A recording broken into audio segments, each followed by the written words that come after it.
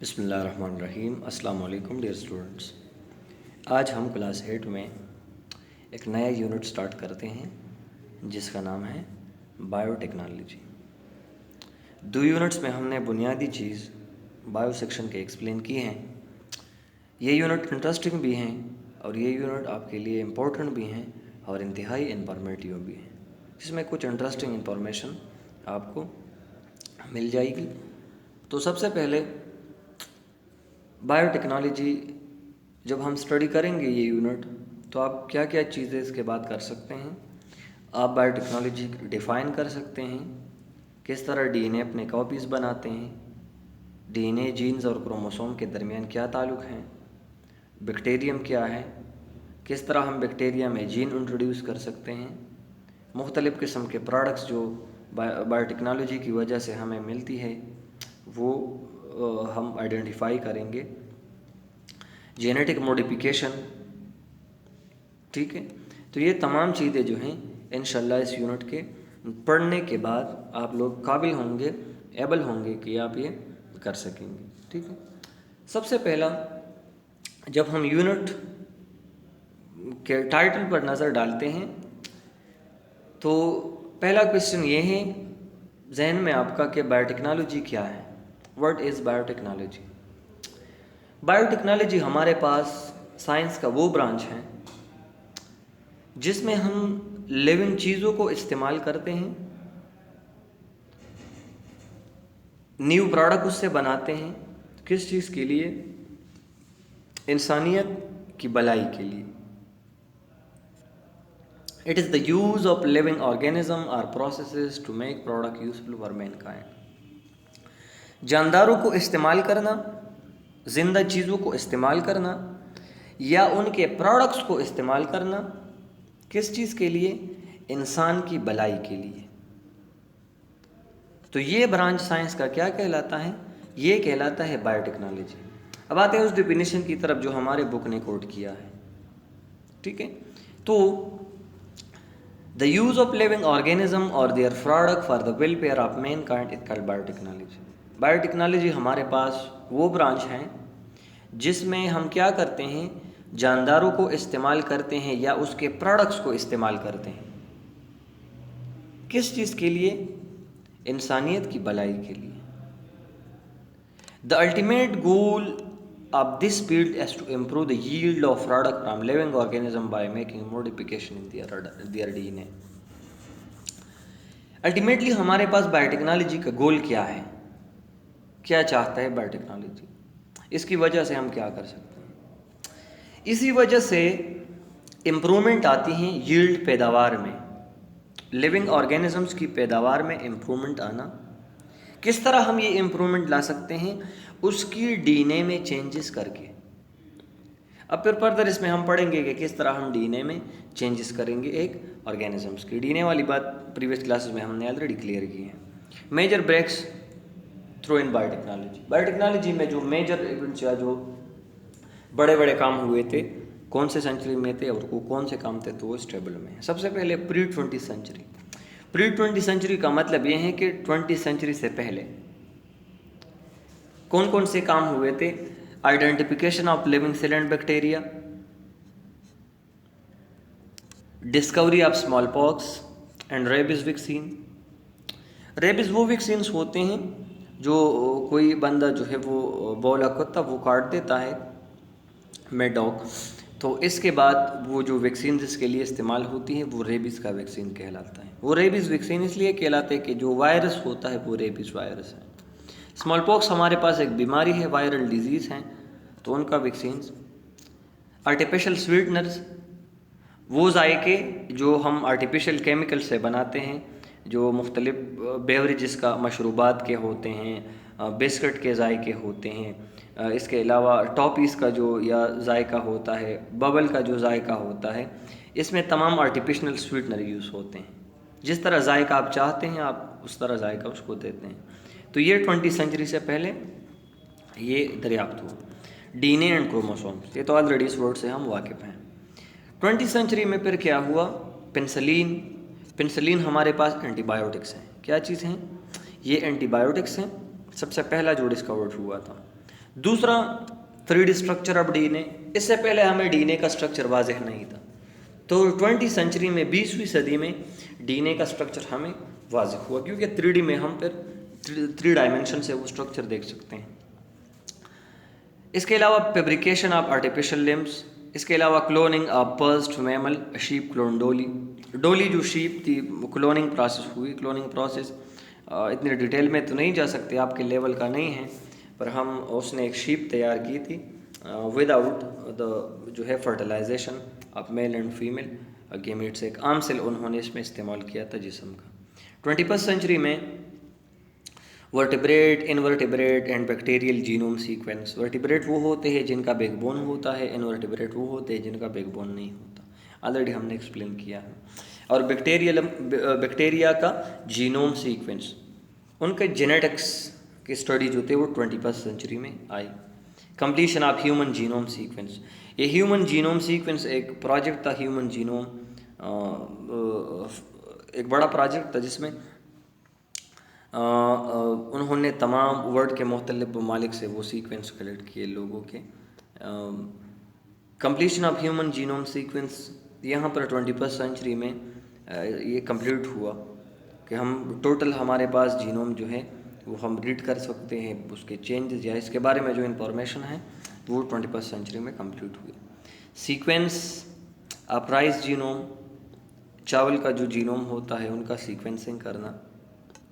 Invention of bionic league, bionic league mean जो इस तरह अदर अटैच करते हैं, ठीक है, लेग्स जो है उनकी इन्वेंशन हुई, लिविंग फॉर्म में जो अटैच कर सकते हैं बना के वो फिर अटैच करते हैं उस ऑर्गन से, ठीक है। तो ये मुख्तलिफ चीज़ें जो थी ये आउटब्रेक थे, मेजर ब्रेक्स थी जो हुई बिफोर 20th सेंचुरी, फिर 20th सेंचुरी में और फिर 21st सेंचुरी में। टॉपिक हमारा है अब डीएनए रिप्लिकेशन। डीएनए वर्ड से तो हम ऑलरेडी वाकिफ है, डीऑक्सीराइबोन्यूक्लिक एसिड। रिप्लिकेशन का मतलब है to replicate, copy banana.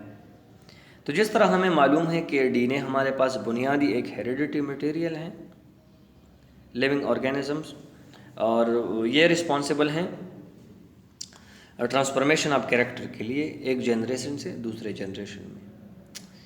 DNA का एक खास एक प्रॉपर्टी है, इसका एक यूनिक प्रॉपर्टी है, उसका एक स्पेशल प्रॉपर्टी है कि डीएनए अपने आप को रिप्लिकेट करता है।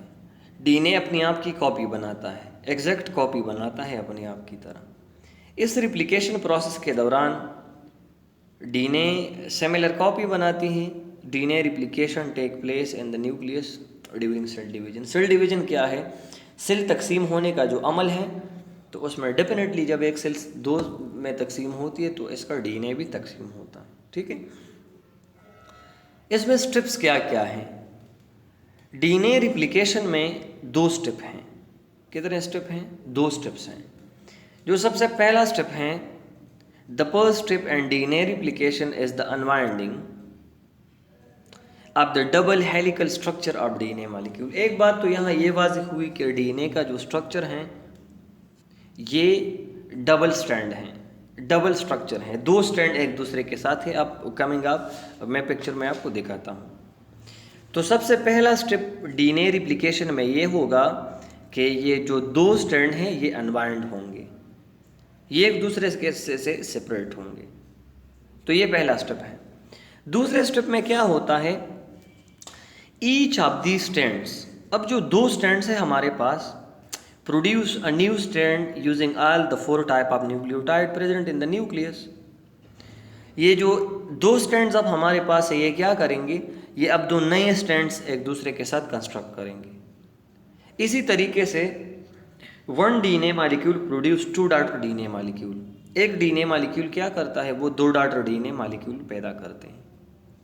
Each DNA molecule has 1 new strand and 1 strand of the parental DNA. अब 2 स्ट्रैंड हैं, एक पुराने वाले का है और एक नए वाले का है।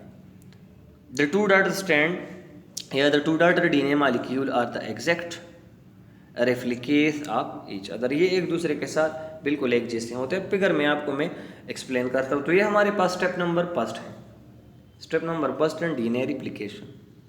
सबसे पहले हमारे पास डीएनए रिप्लिकेशन में स्टेप क्या है, एक तो अगर आप देखिए तो ये हमारे पास डबल स्ट्रैंड है। इस फिगर को आप थोड़ा सा गौर से देखिए, ये जो सबसे पहला है ये सिंगल स्ट्रैंड नहीं है, ये डबल स्ट्रैंड है। तो सबसे पहला डीएनए रिप्लिकेशन के प्रोसेस में पहला स्टेप ये होगा कि क्या करेगा, ये जो डबल स्ट्रैंड है ये अनवाइंड होंगे, अनजिप होंगे। यहाँ पर आप ये देख सकते हैं, ये आप देख ले, इसमें ये एक दूसरे से सेपरेट हुए हैं। So this is actually unwinding, ठीक है। फिर दूसरे में यहाँ पर जिस तरह हमने प्रीवियस स्लाइड में एक्सप्लेन किया कि ये जो अनवाइंड स्ट्रैंड है, जो एक दूसरे से सेपरेट स्ट्रैंड है, एक ये है और एक ये। अब ये अपने आप के साथ नए स्ट्रैंड्स बनाएंगे। तो इस वाले में आप देख सकते हैं, ये फर्स्ट हुआ, ये सेकंड है, ये थर्ड है। तो थर्ड में आप देख सकते हैं यहाँ पर कलर्स को आप देख ले, एक हमारे पास येलो कलर है ये, और एक हमारे पास ये ऑलरेडी जो ग्रे टाइप कलर है ये ऑलरेडी है, ठीक है। तो ये हमारे पास उसमें पहले में क्या होगा, अनवाइंडिंग होगा। दूसरा अब हमारे पास अनवाइंड हुआ है। तीसरे में क्या होता है, तीसरे स्ट्रक्चर में उन्होंने नया स्ट्रैंड बनाना शुरू किया है, ठीक है। तो चौथे में भी आप यहाँ पर देख सकते हैं। अब चौथे में आप यहाँ पर देख ले, यहाँ ये इस पोर्शन को, तो एक यहाँ पर आपको ओल्ड स्ट्रक्चर नज़र आता है, कलर को आप सेपरेट कर सकते हैं, एक आपको नया स्ट्रक्चर नज़र आता है।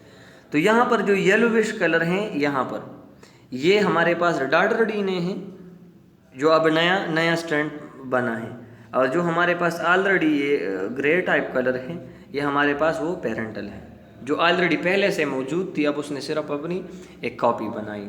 और इसके बाद कमिंग में आप देख सकते हैं इस वाले में कि कंप्लीटली दो नए स्ट्रैंड्स बने हैं। अगर आप इसको सेपरेट करें तो फिर यहाँ पर ये इस तरह आपको नज़र आएगा। तो ये हमारे पास डीएनए रिप्लिकेशन का टोटल प्रोसेस जो है इसमें एक्सप्लेन हुआ है। ये पहला स्टेप मैंने थोड़ा सा और भी यहाँ पर वादह किया है कि ये हमारे पास दो स्ट्रैंड हैं, AGTCG वगैरह का क्या मतलब है, ये वो चीज़ें हैं जो हमने प्रीवियस क्लासेस में पढ़े थे, एडेनिन, थाइमिन, साइटोसिन, ग्वानिन वगैरह वगैरह, ठीक है। तो उसमें मैंने आपको फार्मूला बताया था, अगर आपने वो नोट किया है तो यहाँ पर वो आप फार्मूला वो आप अप्लाई कर सकते हैं, ठीक है।